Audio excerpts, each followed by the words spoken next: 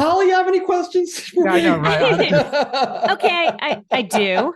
I have a few, but I want you to tell your Willie Nelson bandana story. Oh, well, yeah.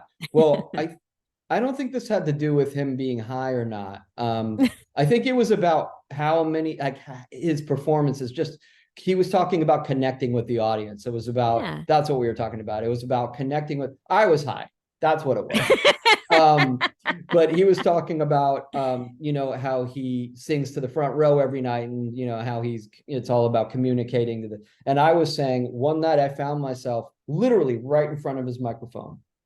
We had a group of us had gone out to see Willie, and we walked in, and there was nobody in the joint yet. We were like first through the door, and so I was directly in front of his mic stand, and the whole night.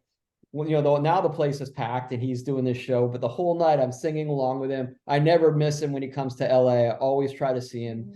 And I'm sitting there singing along, looking at him, starry-eyed.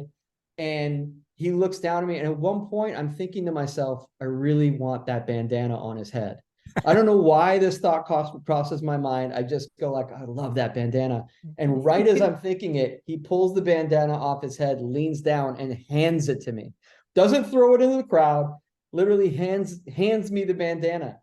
It was just such a spiritual, beautiful moment, And so I was asking him about that. Like, do you think you can read after this many shows? Do you think you can read people's minds when you're connecting with somebody, in the audience? Do you think you could?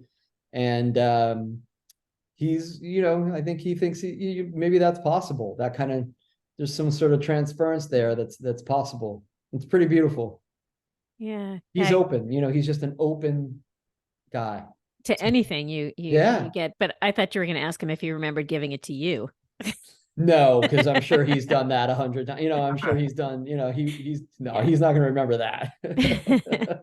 Yeah, I was in Austin for 4th of July. I got to see his picnic for the first time, like that whole extravaganza. It's amazing. And he's still, do you think it's muscle memory or what is it? The guy's 90 and he still sounds great and he could still play.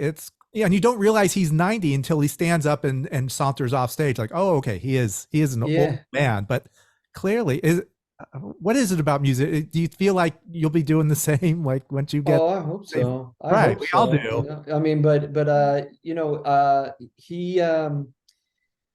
he was he's interesting in that regard. He has that fine wine voice. It just seems to age beautifully. And speaking of him being 90, he did that Hollywood Bowl, 2 nights at the Hollywood Bowl for his 90th birthday, and everybody came out and performed with him. Kris Kristofferson comes out there and he sings "Help Me Make It Through the Night." And I believe it was with Norah Jones, who I interviewed in this book, but I'm not sure it was Norah Jones because it was like the world evaporated and I was just locked in on Kris Kristofferson.